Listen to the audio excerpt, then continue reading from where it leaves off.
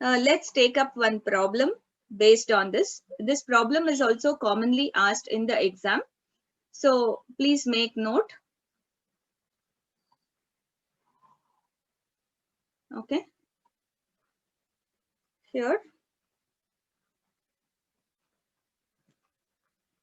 Please note down the problem. The incoming signal in a radio receiver. The incoming signal in a radio receiver has a midband RF, in the range 530K to 1650 kilohertz. So this is the incoming signal. Okay. Incoming signal is the radio frequency signal which has this frequency range. This whole complete band of frequencies. Next sentence. The associated bandwidth is 10 kilohertz. The associated bandwidth is 10 kilohertz. The signal is to be translated. The signal is to be translated to another fixed intermediate frequency band. Another fixed intermediate frequency band in the range FIF1 to FIF2, in the range of frequencies FIF1 to FIF2, centered at 470 kilohertz. Centered at 470 kilohertz. Determine the tuning range of the local oscillator. So you should find tuning range of the local oscillator. Tuning range of local oscillator used at the mixer. Okay. So I have to find this range FLO1 to FLO2. How much it should be, that should be found. Okay. Now I hope, okay, whether you have studied or not a radio receiver, let me just show you the block diagram, how a radio receiver looks.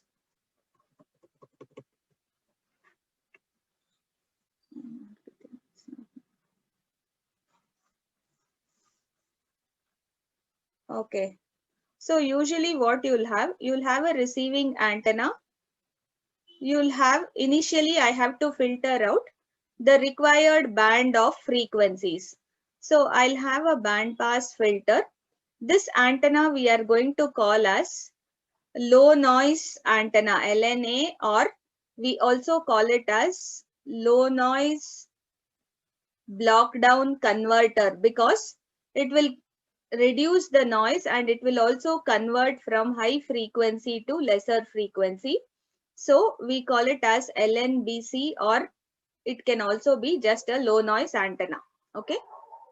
Then you have multiple signals in air, wherein you want to receive only signal pertaining to one particular channel. Okay.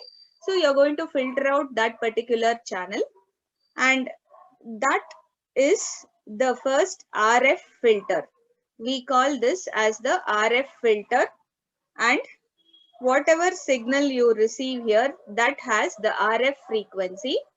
Now I am going to use a mixer. This is the frequency mixer or the frequency translation circuit which we have studied just now.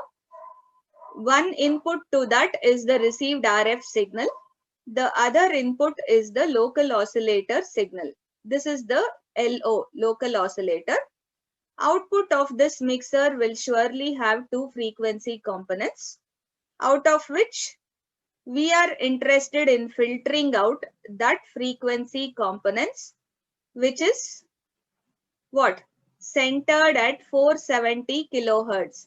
So this, the output what I should get here, the filtered output should have center at 470 kilohertz, and later on whatever I get here, that is called the intermediate frequency, and this band pass filter is called the IF filter, intermediate frequency filter. Usually this is the block diagram of a normal super heterodyne receiver, a radio receiver which we use. This is the block diagram. You receive the signal, you filter out the required band of frequencies by using an RF, a radio frequency band pass filter. Radio frequency is usually a little higher. Okay. Then that frequency signal is passed along with the locally generated oscillator signal through a mixer or frequency translation circuit. We know that this frequency translation circuit will have product modulator followed with band pass filter. We have studied just now. Okay. So output of this, you have to tell me, output of this will have, what are the two frequencies it's going to have? Yes. Just now we studied output of this product modulator will have two frequencies. Can you tell me what they are? RF and L. Yes. What are the two frequency components at the output after this multiplier? Minus FL. Okay, if you unmute and answer it, RF and LF. No, FC plus FL, FC minus FL. In this case, your FC is FRF. We are calling plus FL. Yeah. And your FL is FLO.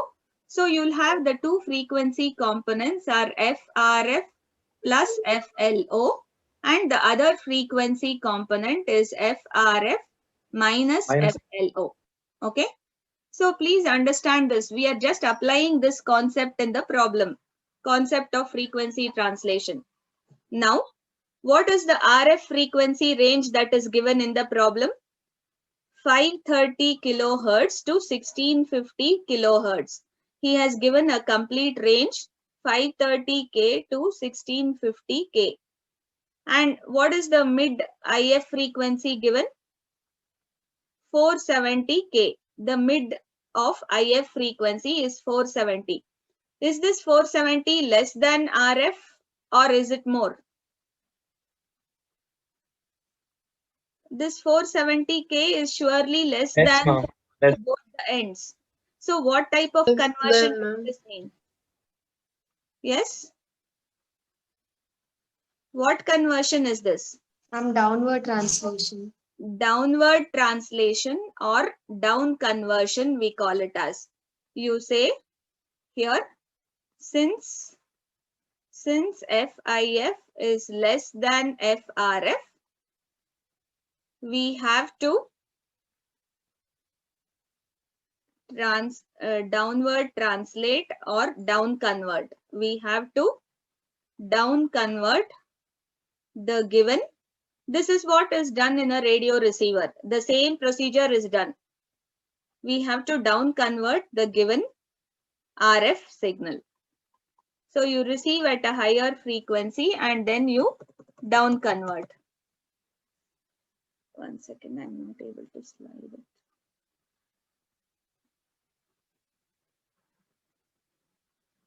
Okay, there is spacing created here, but not below this.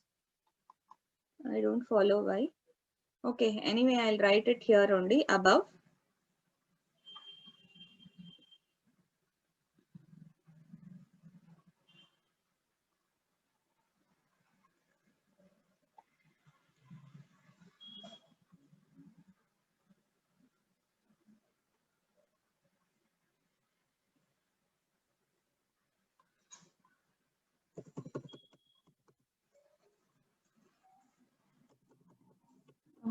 I don't know why it's stuck up at the bottom of the page. Okay.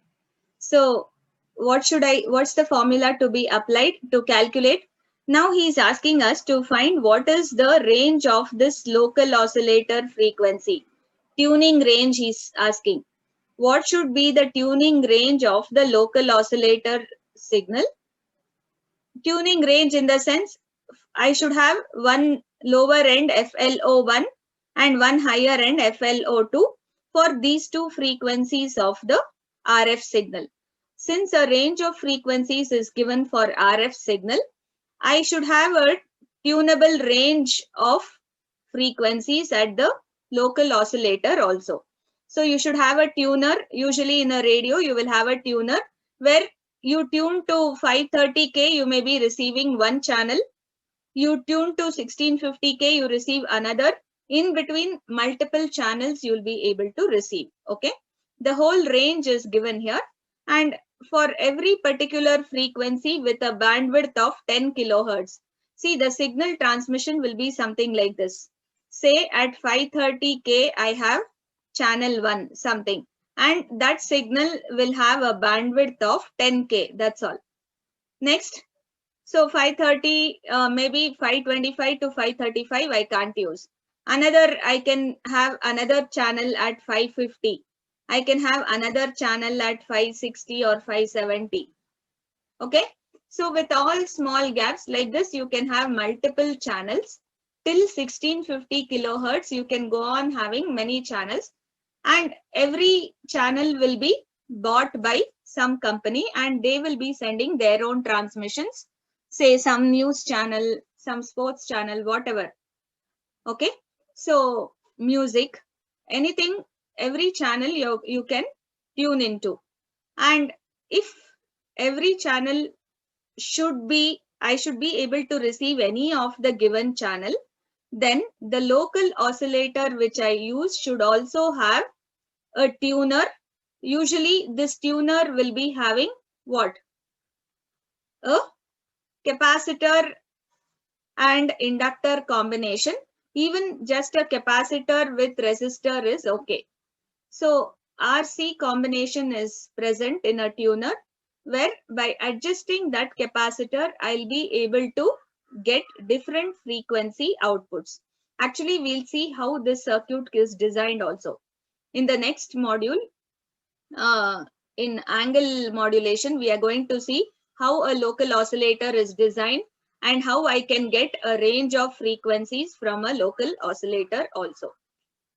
So now I have to find what is that minimum and maximum frequency of the local oscillator so that I will get an IF which is having a constant center frequency of 470. So whether it is 530K, even that should get shifted to 470, whether it is 550, 570 or 1650. Whichever channel you want to receive, all should be down converted to the same IF frequency or the same center frequency. Only then our circuit design is useful. Yes or no? See, what was the reason I told you for down conversion? So that the filter which I use, the amplifiers, I'll be having many amplifier circuits, all that. All the components which we use should be working fine. And I need not have separate filter for every channel. See, for 530 kilohertz center frequency channel, I shouldn't have one filter. For 600, I shouldn't have another filter and amplifier. Imagine the complexity. For either of these channels, I should be able to work with a single filter and single amplifier. That's why, depending on whichever channel it is or any of these frequencies, they will be downward translated or down converted to the same 470K, which is called the intermediate frequency of operation. Is this concept clear to you?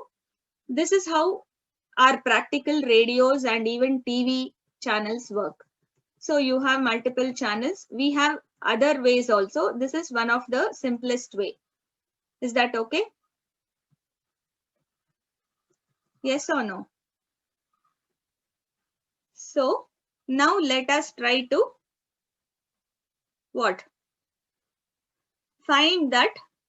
So what should I consider?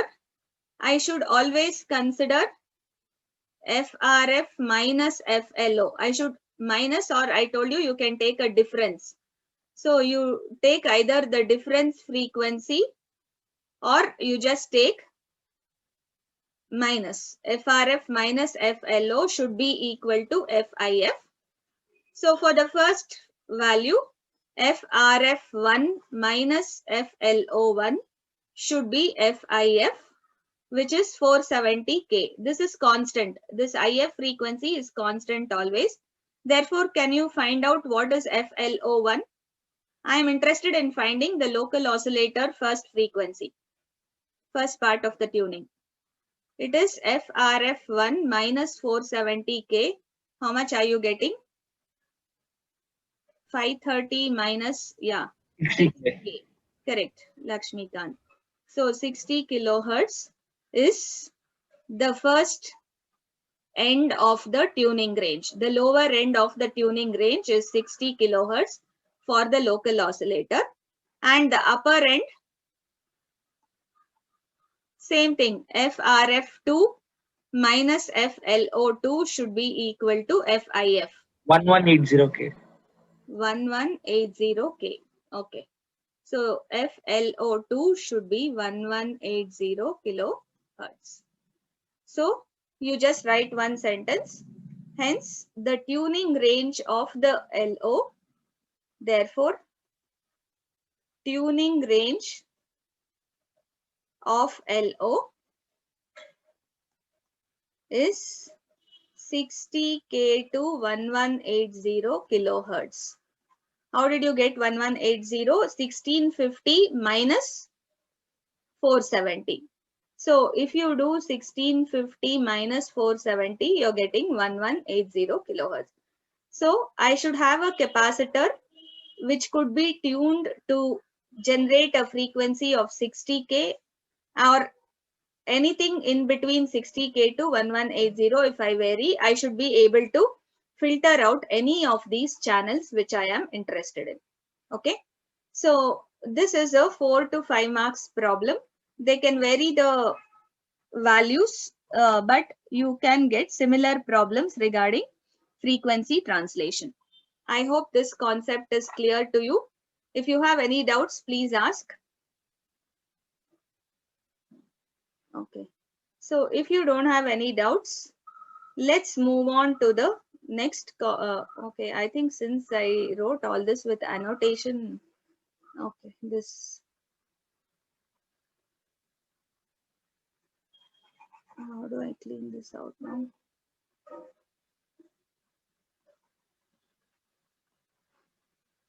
One second.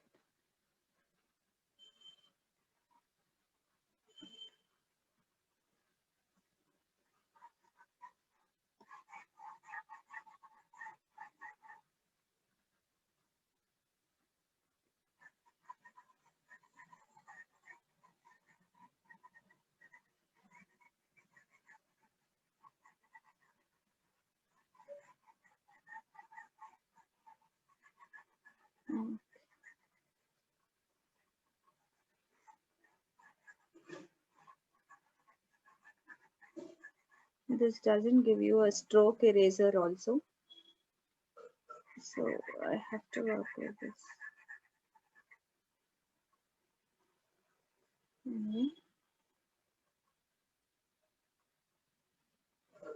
Let me move on to the next topic, that is frequency division multiplexing.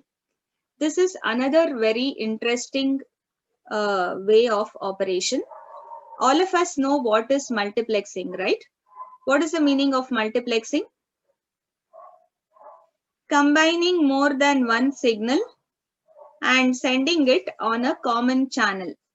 So on a single common channel, when I can send more than one signal, S1, S2, so on. So I can send more than one signal on a common channel and still be able to receive all the signals correctly. Then we call it as multiplexing. So multiplexing is a process of what? Combining, or let me just say transmitting multiple signals or more than one signal on a common channel, on a common or single channel. Okay. So how do we realize this multiplexing? There are many types of multiplexing. We have frequency division multiplexing or FDM in short. We have time division multiplexing or TDM. Okay. We have code division multiplexing. We even have space division multiplexing. There are many ways. Okay. All this you will study later in the next semester when you do digital communication. This code division and space division. And FDM and TDM we will study in this semester. Now we are going to talk about frequency division multiplexing, in short FDM. So can somebody guess what does this mean? I told you the names are exactly very much indicative of the Separating the functionality. spectrum, Yes, separating the spectrum of each signal, each message. separating the spectrum of each message by how? They should not overlap now. In the channel, they should not overlap. Exactly. The frequency So should not overlap. what you would do, you would say the given channel has some bandwidth. Let me say a bandwidth of 10 megahertz or so. That whole 10 megahertz spectrum. So I'm going to divide this 10 megahertz spectrum maybe among some 15 channels or 10 channels. Simple. At 1 megahertz, I'm going to give a sufficient bandwidth. Maybe if I want to transmit video signals, I need a higher bandwidth. Surrounding 1 megahertz, I'll give a bandwidth of some 500K or something to channel 1, say Z or some network. Then surrounding 2 megahertz, you give it to some other channel, Star Sports, something, right? So on, you're going to split this whole frequency spectrum, the complete bandwidth of 10 megahertz among 15 different users or 15 different channels. Each channel will get a portion of this 10 megahertz. This 10 megahertz will be divided. There will be small guard band, though I have shown it so big. There will be a small guard band between two successive channels. They shouldn't overlap, or usually they shouldn't be touching each other like this. You shouldn't imagine all channels will be touching. Usually there will have a small guard band, okay, to provide for. Can you tell me why that guard band is needed? We saw this when we discussed filtering method of SSB-SC generation. No ideal band pass filters. Exactly. Very nice. No ideal band pass filter is present in nature.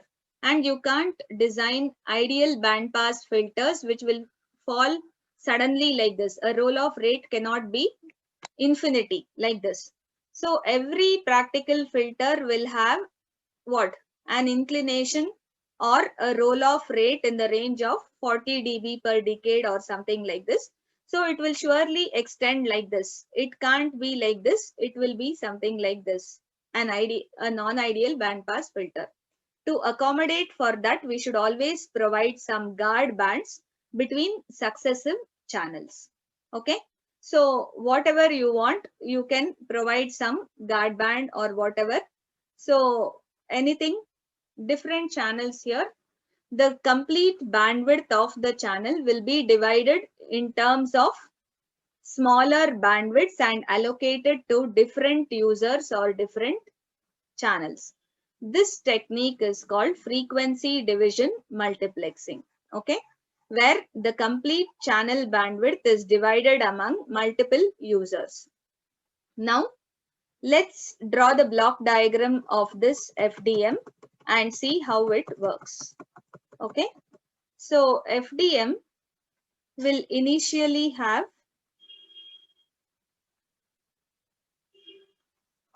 a low pass, the given input signal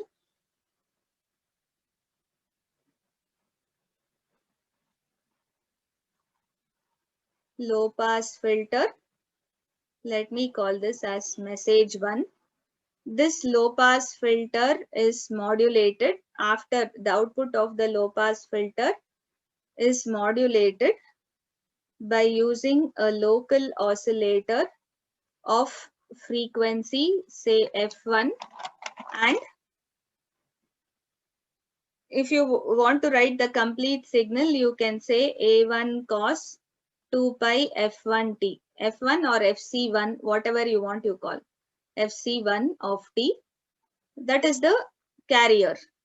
Now I'll use a band pass filter and I'll get the required signal S1 of t, let me say. Usually we try to generate signals. We will show it for SSB SC, but this can be for any signal. If you remember this part is nothing but the filtering method of SSB SC generation. Product modulator, local oscillator, and a band pass filter. Okay. So similarly, I'll have the second message, another low pass filter, another product modulator, local oscillator, A2 cos 2 pi FC2 into T, and output of this to another band pass filter.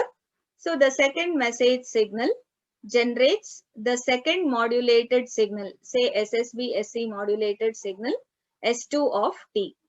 Likewise, I can have n such messages. Let me consider the last message is Mn of T given to the low pass filter, product modulator. You have multiple in between.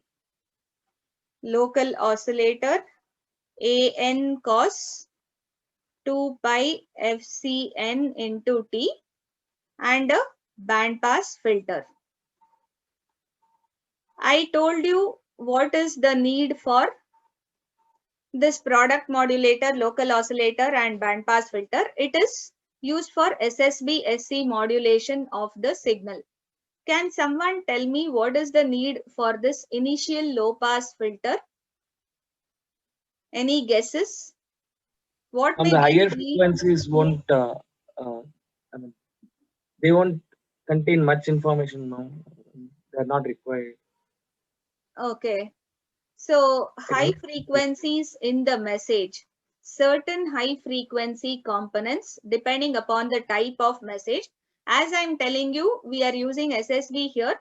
This was mainly used for voice networks, telephone or voice networks. They used this kind of multiplexing scheme first. Okay. This scheme was mainly designed for telephone networks where we would work with voice signals in the range less than 4K. Okay. So 300 to 3.4K is the actual length. So usually 0 to 4K would be allocated for every voice signal. And I could multiplex 12 voice signals, 60, 600, and even thousands of voice signals and send it on a common channel. So since this was designed initially with the intent of voice communication, they thought high frequencies should be eliminated. Since voice signal remains only in 3.4K range, above that it is some other thing. It will be considered as noise. So higher frequency components would be eliminated and we would band limit it to 4K usually. So 0 to 4K, I would limit the every message signal by using this low pass filter. Beyond that 4K, any component which is there would be eliminated as it wouldn't contribute to the actual signal. Okay, that's it. Additional higher than 4K, it would act like noise, a sudden high pitch noise. Say when I'm teaching here, Suddenly you hear the sound of someone shouting, dog barking, horn, something like that. So such noise signals could be eliminated initially. Correct. That's one of the reasons. Another main reason is, which you will study later in the next semester, we will have something like overlapping of signals at the receiver. Say you're receiving this signal would overlap. So this kind of overlapping of signals will happen at the receiver, which will cause lots of distortion. This overlapping is known as aliasing effect. You'll study this especially in digital communication. So at the receivers, there will be overlap between consecutive symbols or consecutive data, and this kind of overlap leads to distortion in the received signals, which is known as aliasing effect. And if I want to avoid this aliasing effect, I should have a strictly band limited signal. The input signal should be strictly band limited, which could be done by using low pass filter initially. This low pass filters which we use are also known as anti-aliasing filters. Okay. So these filters will limit the bandwidth of the signal strictly here, so that this kind of distortion at the receiver could be avoided. Okay. So that is one another reason for why we use an initial low pass filter. Now we have our N message signals generated. So what should we do? We combine all these N message signals, add up everything and send them on a common channel. So I have N signals here, 1, 2 till N. Everything will be generated and together we'll generate a combined signal S of t. Okay. So what would be the value of this combined signal S of t? What would be the equation? It is just S1 of t plus S2 of t, so on, till Sn of t. It's just addition of all this. And each of these, how it would look usually? If each of these is an SSB signal with, let me say, LSB retained. I am retaining the lower sideband in the SSB. So the lower sideband looks something like this, right? This is the lower sideband. If I write it like this, in this direction, it is upper sideband. So the lower sideband of the signals are retained. So I would have multiple signals like this. Okay. So this would carry signal M1, this would carry M2, M3, so on. This is the composite signal which is generated. So many signals are traveling the same channel for the simple reason that every signal is what? Using a different carrier frequency. This signal uses carrier frequency FC1. The second signal uses FC2, FC3, so on, FCN. So each of these signals which are generated, so you'll generate DSB SC here and you'll filter out one sideband, say LSB, and you'll be transmitting, you'll be sending that. There will be small guard bands which I haven't shown. Between these successive signals, small bandwidth is left. Small guard bands will usually be left. All the N signals can travel on the same transmission line without interfering with each other. Okay. So this is a very important and useful concept known as frequency division multiplexing. Any doubts with this? So initial low pass filter for strictly band limiting the signal and avoiding high frequency components which are not so significant, not so important for the message. And also to remove aliasing effects. Distortion caused due to aliasing, we have to use band limited signals. So that's what we are doing, initial low pass filter. Product modulator and local oscillator, when they get multiplied with the message, they'll generate double sideband suppressed carrier signal. Out of this double sideband suppressed carrier signal which is generated, one sideband will be filtered. Okay, any one sideband which we need will be filtered using this band pass filter. If I'm going to filter the lower sideband, I'll retain this signal, say 0 to 4K. From this is at frequency say 10 meg. The next signal another 4K at frequency what, 11 meg or something like that. So depending on the given carrier frequencies, each signal will be, this signal will be available from here to here, and the last nth signal will be available from here to here. Okay, so every signal is available. This is in the beginning, this is in the second slot, third slot, so on, nth slot it will be available. Adding everything will result in a cumulative combined signal like this. Now we can see how we are going to what, demultiplex. Whatever job you have done for multiplexing, you just have to do the opposite job for demultiplexing. Say I receive S of t. What should I do first? I should split this S of t into Band pass filter. exactly how many n band pass filters. So the first block in any receiver is a band pass filter. So I'm going to use band pass filter 1, okay, so on. I have to first filter out the required range of frequencies using band pass filter 2 and band pass filter n. So you will filter out this will take out the signal S1 of t. See, whatever S1 of t we had here, that will be filtered out by this band pass filter. Let me say here it is S1 of t, here it is just S of t. This S of t comes here. Here I am going to get S2 of t. Here I am going to get Sn of t. Okay, so this is the first one. What next? What type of detection I told you is used with respect to SSBSC? Coherent detection. Coherent detection has which components?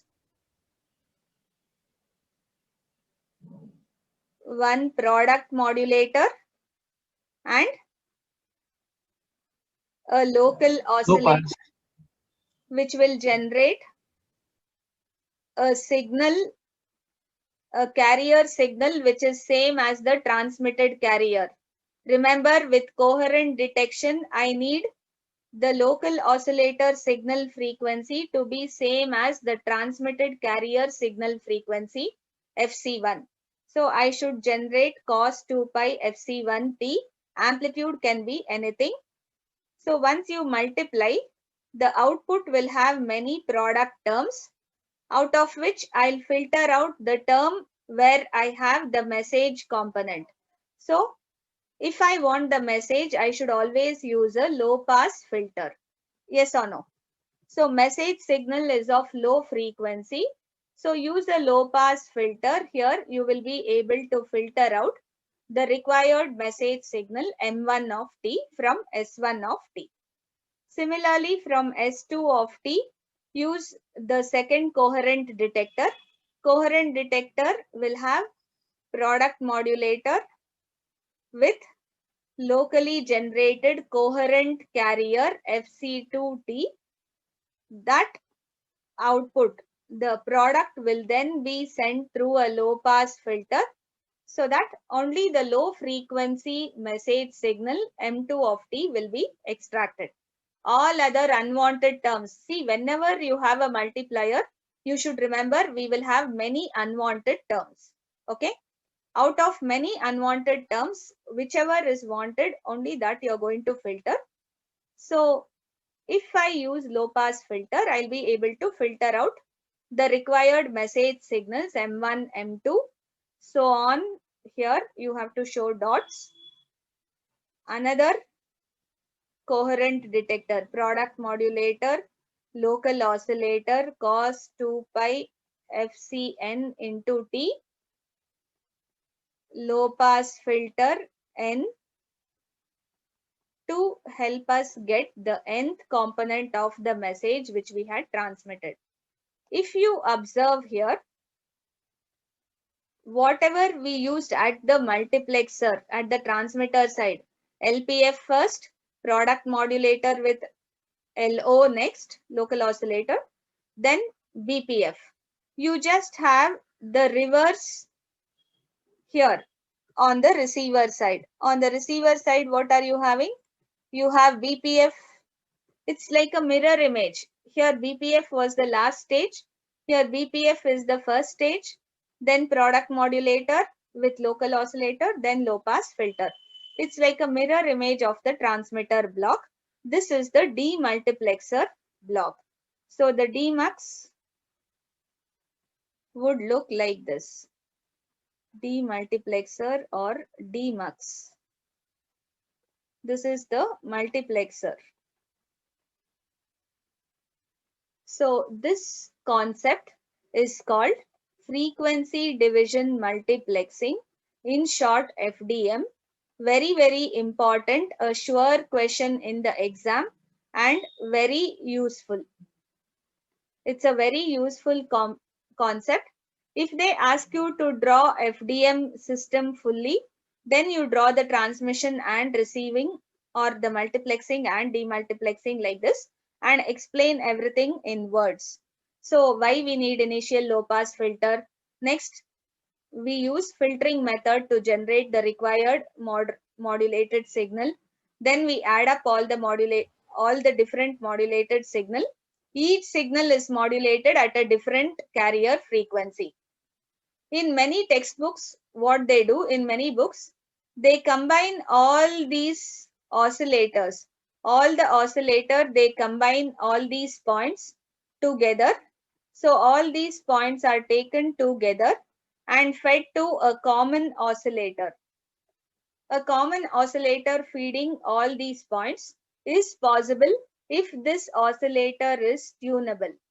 It should be tunable and one by one it should generate different carrier frequencies. Please remember that. This should be a single tunable local oscillator which will generate each carrier frequency FC1, FC2, so on, FCN in turn, and it will modulate the signal one after the other.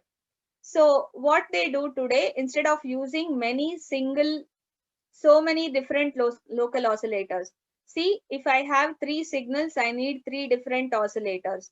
To avoid that, they'll just try to combine everything to a single local oscillator. Even that is permitted.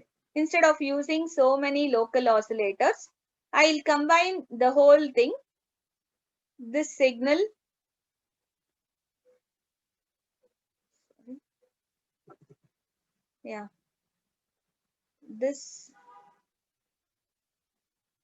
this signal, so on, is given to a common local oscillator at the end, and you shouldn't forget to write that this local oscillator which we use is tunable and it will generate all different frequencies as and when we tune it. So based on the capacitor tuning in the circuit, I'll be able to generate FC1, FC2, one after the other, and I'll be able to generate all these signals and then transmit. So depending on the complexity, we either use one local oscillator or multiple. Anything is correct. You can even write like this on the receiver as well as transmitter side. Am I clear? So this is the basic concept of frequency division multiplexing. If you have any doubts, please ask. I'll talk a little bit about application before winding up. All of you can post your USNs on the chat. Enter your USNs in the chat. So here the application is mainly used for analog telephone networks.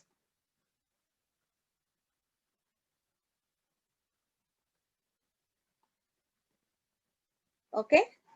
Here they divided it into the multiplexing groups. How it was done? The multiplexing here, they first had something called as a basic group. Basic group. In this basic group, usually 12 voice channels would be carried. 12 voice channels.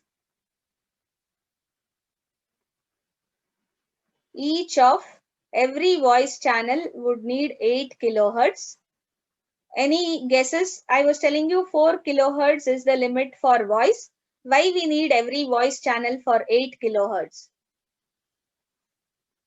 Any reason? Guard band. Not exactly guard band. That after 3.4 what is given, that remaining hertz will be in guard band. This 8 kilohertz is for forward and reverse transmission together. As you are talking on a forward channel, you should be able to receive on a reverse channel. What communication we call it as? Full duplex communication. Yes or no? Initially we discussed simplex, half duplex, full duplex. What is full duplex communication? Where you will have a forward channel. If you are transmitting or talking on this channel, one wire to transmission 4 kilohertz here, and another wire, we said a twisted pair. A twisted pair works on this principle only. In a pair, you'll have a pair of wires which are twisted like this. One wire is used to transmit, another wire is used to receive. So another 4K to receive. To achieve full duplex communication, 8 kilohertz is given. And a basic multiplexing group in analog telephone networks had 12 voice channels. Is that clear? So 12 voice channels was present. Next. Yes, Manasa? That was by mistake, ma'am. Okay. So the next one is master group. So just 2 minutes, it's done. Master group had 10 basic groups. So 10 basic groups would be there, which means 10 into 12, it would be 120 voice channels. So if I say voice channel as VC, the master group would have 10 basic groups. One basic group, 12 voice channels. So 12 voice channels into 10 would be 120 voice channels. Then beyond that, they had a super group. They used a super group after that. This super group had 6 master groups. So this master group had how many voice channels? 120 voice channels. So 6 master groups means 6 into 120. That would be how much? 720, yeah? Yeah, 12, 6, 72. 720 voice channels, correct? So imagine this many number of telephonic conversations could happen together. All these would be sent on one common line. But with every group, for a basic group, they can use a simple coaxial cable. Here also a coaxial cable would work. Here we should have something higher, optical fiber or something which had a better bandwidth. And beyond this super group also, they had something called as jumbo group. This jumbo group had 6 super groups, which means 6 into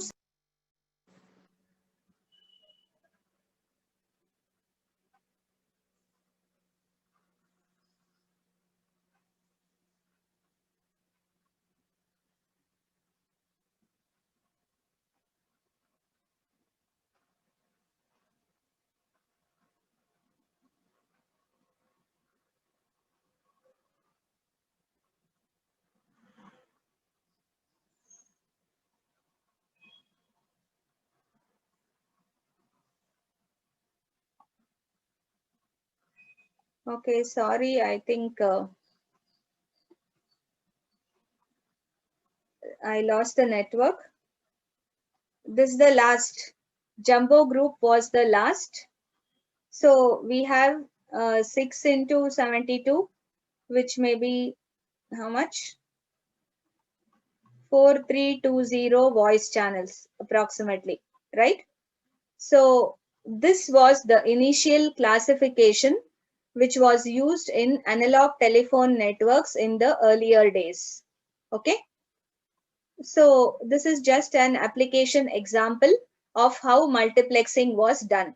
And one voice channel used 8 kilohertz bandwidth for full duplex communication, forward as well as reverse.